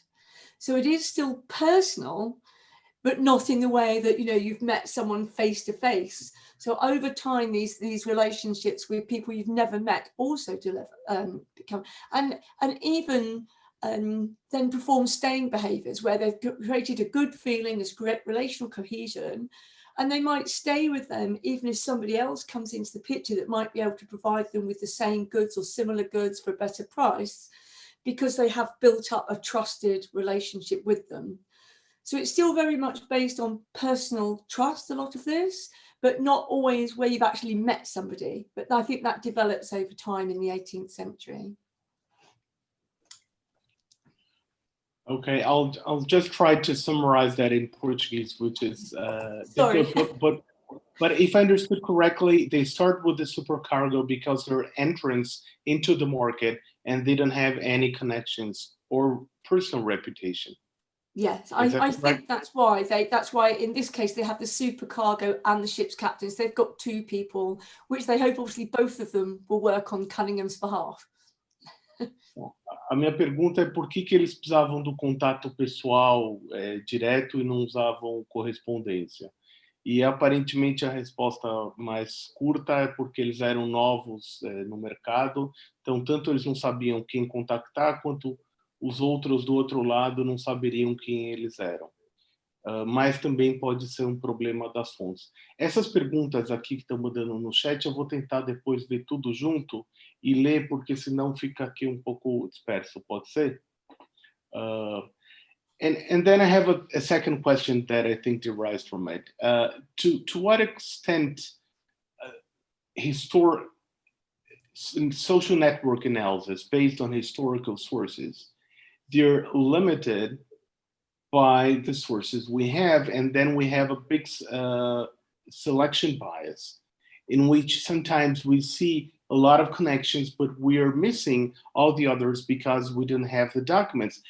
That's the case for all historical research, but here sometimes we get the impression from some studies as if we had the entire network, when we have only a subset of it that comes from the sources.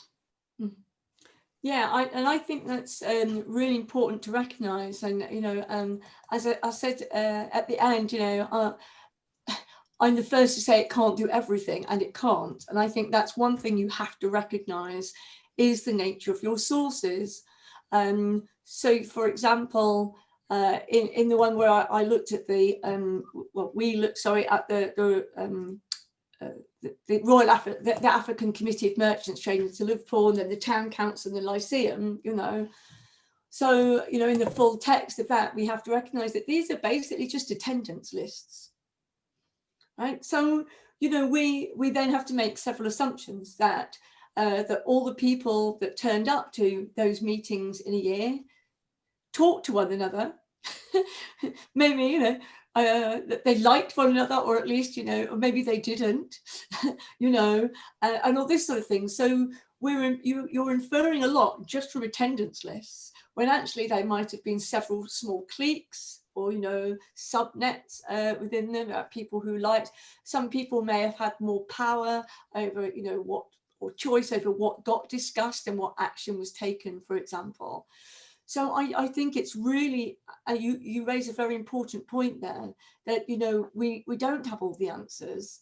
And so it is really important to recognize that when you're writing up and say, okay, what is this source? So, you know, just before when you say about the voyage to the Caribbean, is to recognize that, you know, is there really no one in New York and Ireland or the Caribbean, or is it because I don't have the letters because this is a court case? But as you say, as a historian, that's all we've got, you know. What's also, I think, is like, it's as I mentioned before as well, is not, even once you've recognised that, is, you know, maybe there are other sources elsewhere. So when we did the full article looking at those different institutions sort of and comparing who was in which one, if that was a bigger study, you know, you'd really hunt down perhaps in manuscript sources of at least some of them, you know, and try and find some more corroborative things. So obviously in an article, we could get away with saying that these are assumptions we've made and, you know, trying to present a methodology. But you're correct, you know, depending on your sources, you can't do everything. And often, and the one good thing, however, is with that sort of source, is that it's not, you know, with the institutions, is that they're not centered around one person, you know, they're not egocentric. And that's quite good, because then obviously when you look at letter books or account books, it's very difficult and quite complicated to take the main protagonist out and not have an egocentric network. So yeah, I think you just have to, the very short answer is that you have to say up front what's missing and be aware of it. And I think acknowledge that they don't do everything, but they can raise some interesting questions. And that brings us back to this iterative nature. Don't take the social network graphs on their own. They're not enough on their own.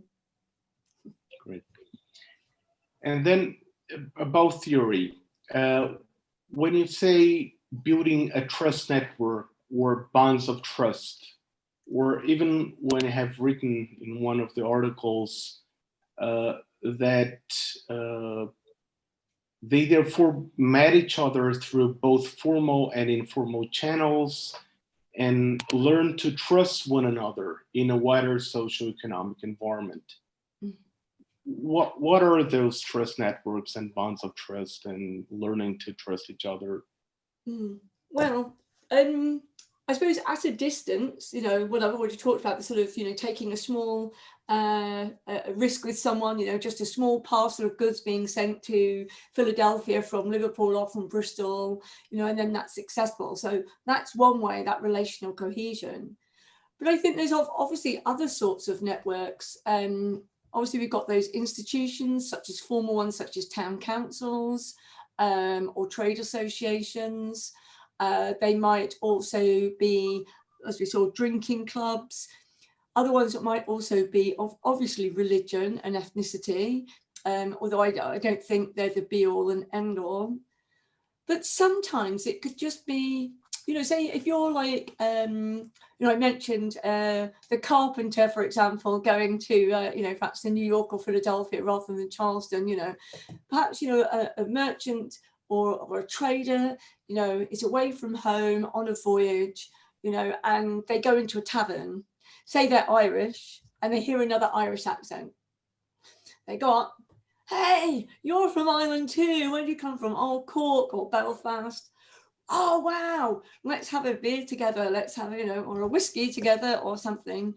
And I think sometimes, you know, trust can be built up by accident or just because it doesn't have to be kinship or religion or family ties. You can build ties up on just a shared experience or a shared place or something like that. So these bonds of trust can be built up in very different ways. And, you know, I didn't go into it too much, except, you know, just mention it in the introduction, but I often think that kinship, religion, religious and familial ties or ethnic ties can be quite problematic because often, as we probably know if we look at our own personal experiences, the very people that abuse us the most are often our family or our friends or something. Very exactly because you have placed trust in them, they're in a position to take advantage of that trust. So I think they can, even within business, you know, obviously we're focusing on business history here, but those networks and bonds of trust can be built up in several ways. And so, you know, we've talked obviously here about personal trust, but those institutions such as the town council or trade associations may give you some hyphenated or sort of impersonal trust, that you might trust somebody because, for example, lots of people in the British Atlantic world trusted Quakers because they were known to have a high morality, within their religion, and they would get kicked out for bad practices in business, etc. Whereas, and then, so you might trust someone because they're part of a group as well. And then you've also got trust at a general level, or what we might call confidence.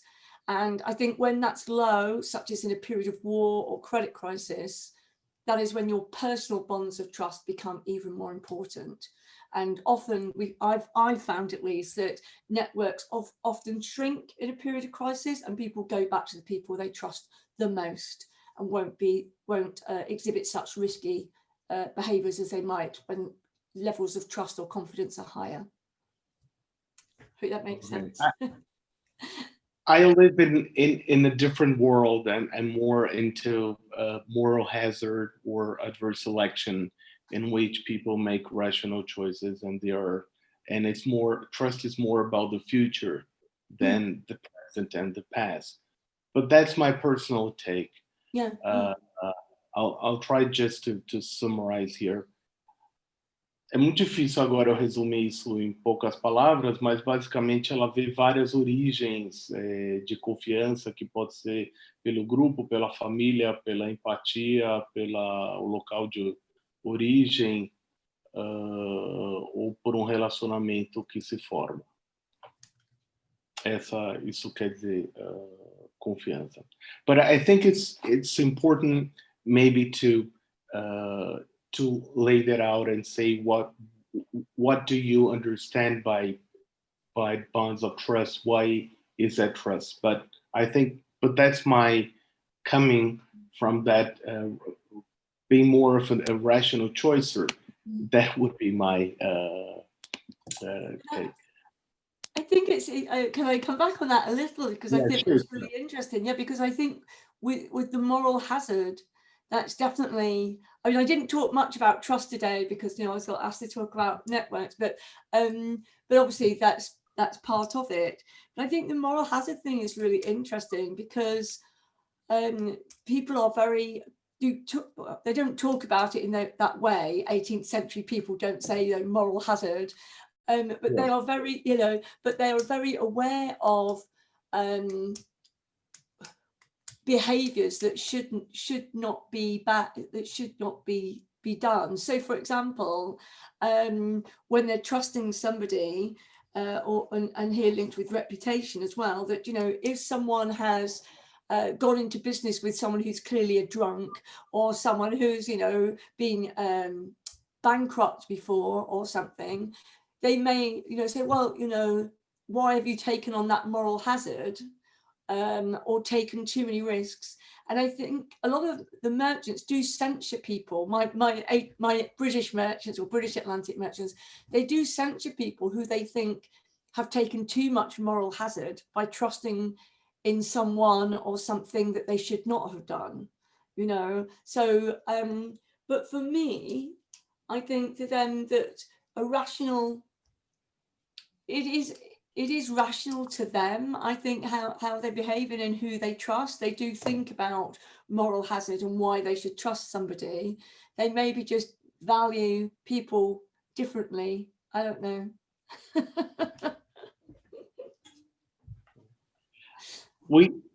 We have some questions here from the crowd, and I have another few questions, but maybe I should ask some of those. So one is, what is the importance of putting together a research team to tackle the challenges presented by this sort of research? How many people in general need to be involved in a project of this nature with this scale in sources and analytical evidences?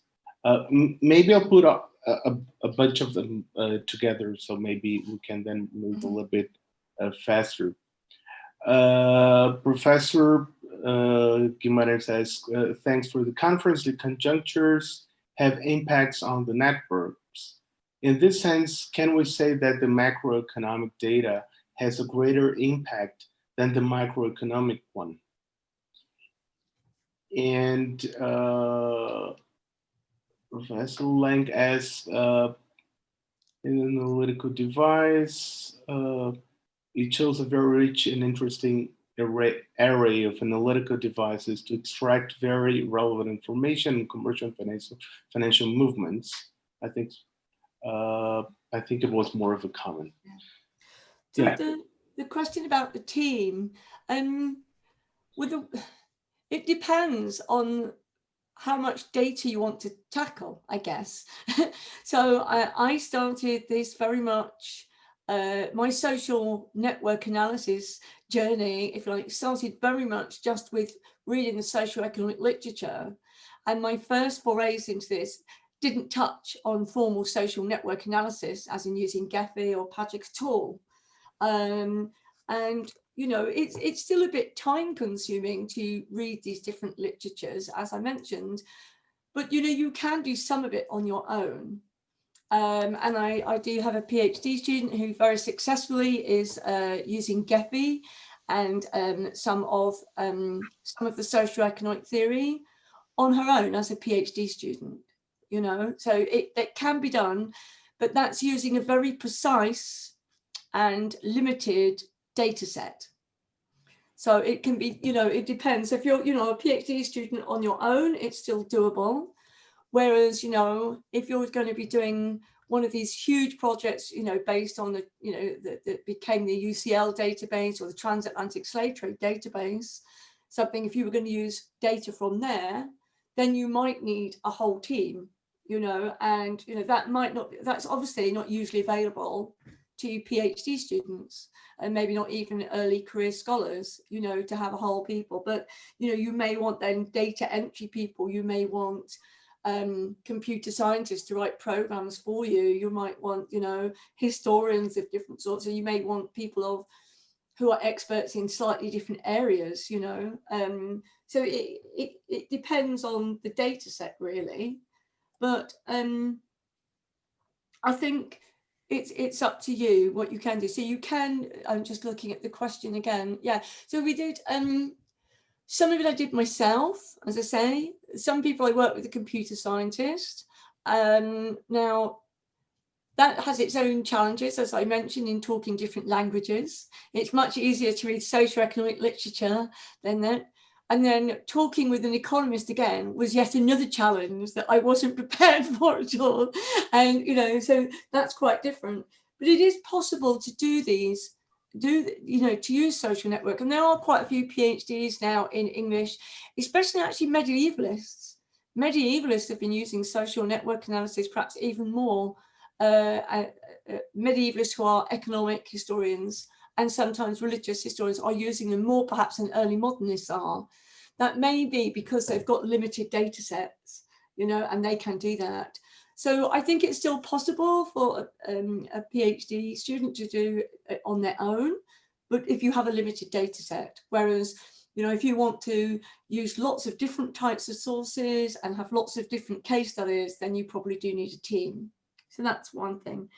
And that also links with the question about macro and microeconomic data. So, you know, yes, the one where I showed with Joshua Johnson, which was on, I don't know, do you have this conversation about big data in Brazil?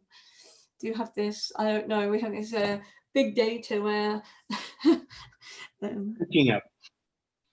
Sorry? It's picking up. Oh, well, unlucky you, because, you know, I find it... First, I find it problematic, you know, they just want us to download loads of data and do stuff. But so in terms of the macro, then, you know, this big data, then in those cases, yes, you probably might need a team depending on just how big it is. But I wouldn't say that it's more important or has a great impact. Maybe you can ask bigger questions with macroeconomic data.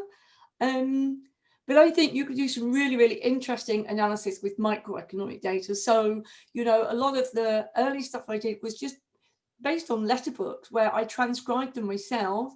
And in my early days, you know, I was literally putting into Padgett, when you create your sort of matrix of who knows who, and I'm just doing it from handwritten notes, you know, and maybe from one or two ledgers, or maybe a ledger in a letter book, to try and, you know, this question of, do you collect, do you have everybody in your social network analysis, which you asked earlier on?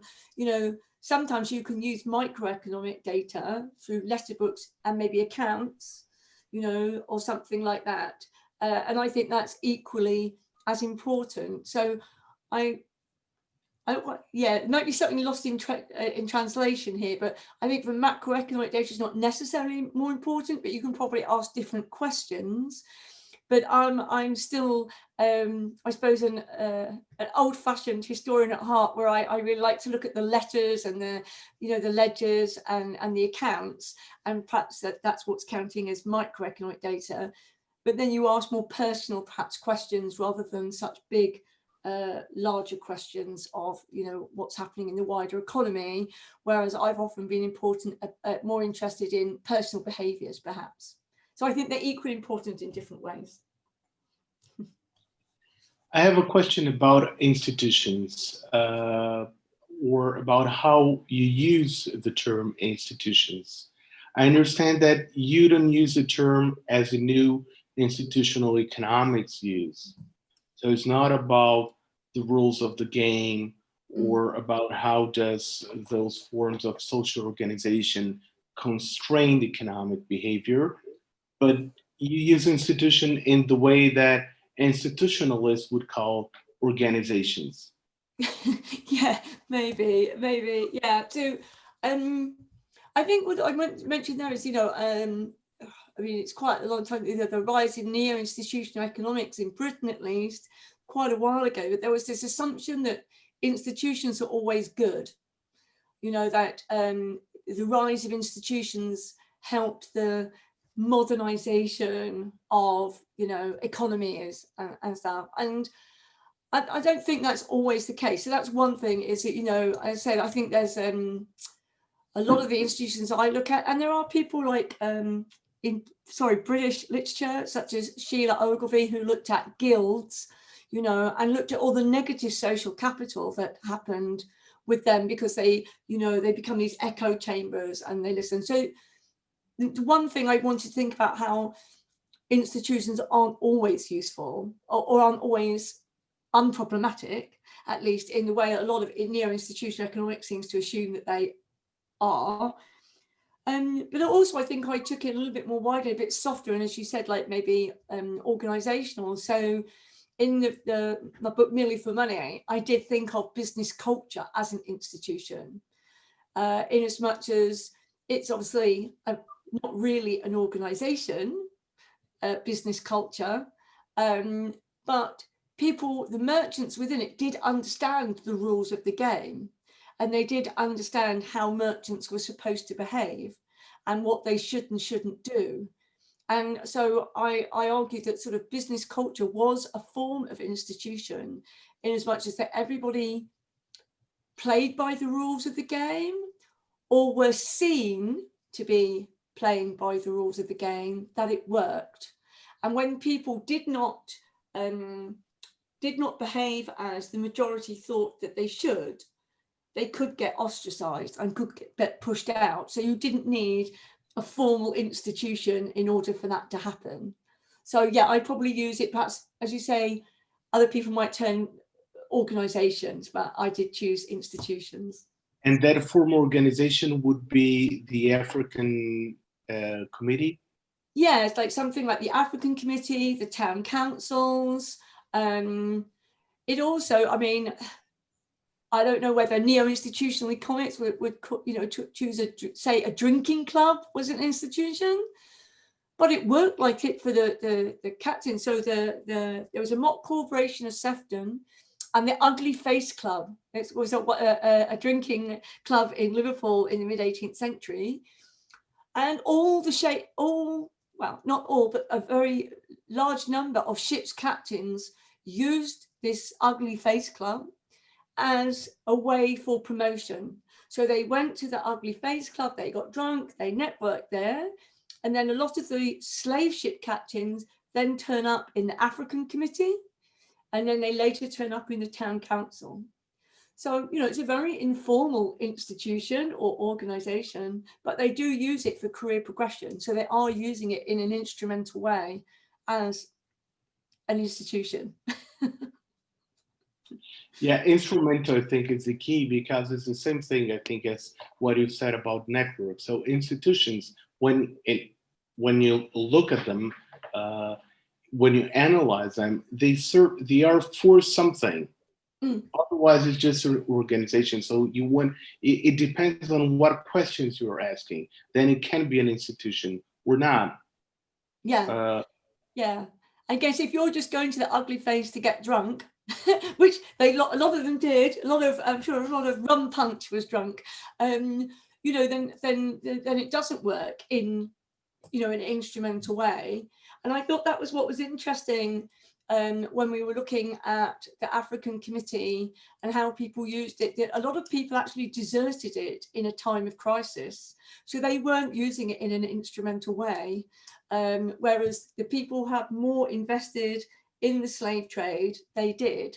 So even with an institution, you might have people who are using it instrumentally and others who are not, depending on how they were interacting with it. Okay, I don't think we have a lot of time. I have a very short question. When you measure risk in terms of spreading the risk into larger networks for the deep sea privateering, I think it would have been interesting. I don't know if I have the data for comparing it with insurance premiums. So to what extent insurance premiums for slave trade are different from deep sea privateering? Yes, and then if you could find a regression, it would be great. Yeah, no, that's that was one thing I didn't do, and I'm not sure whether they would all exist. I know there are, I can't think of the author's name off the top of my head. There is a guy who's looked quite a lot at insurance policies of slave trade voyages.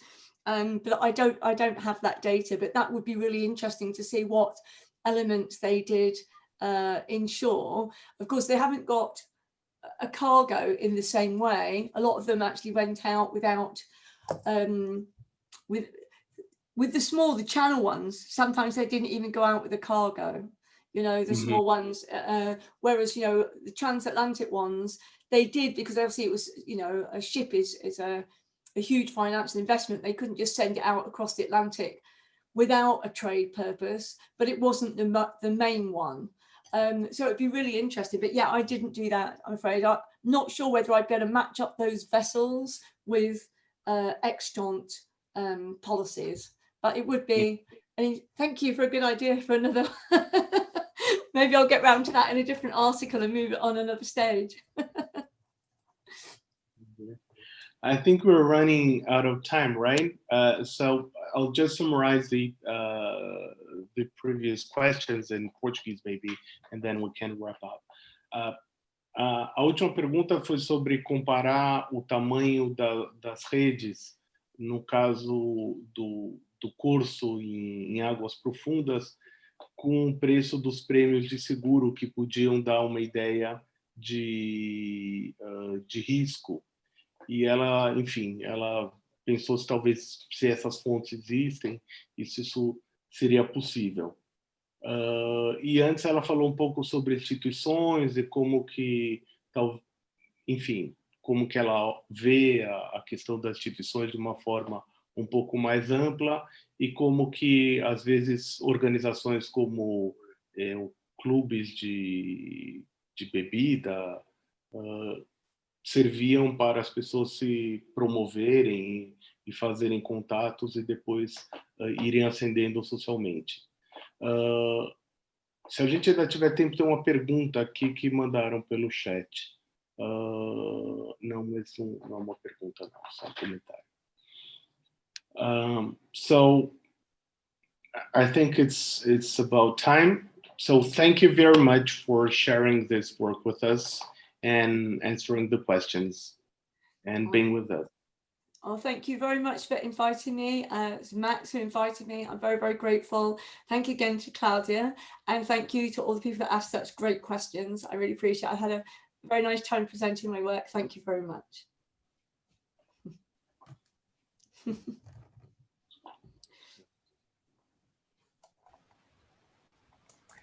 Agradecemos imensamente a presença da professora Sheryllynne Haggerty, do professor Daniel Strum, de todos e de todas professores e professoras que fizeram parte dessa sessão.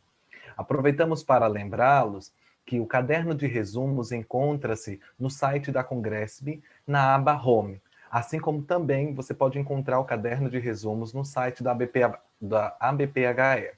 Convidamos a todas e a todos para continuar conosco na parte da tarde e em todos os outros dias do Congresso. Obrigado.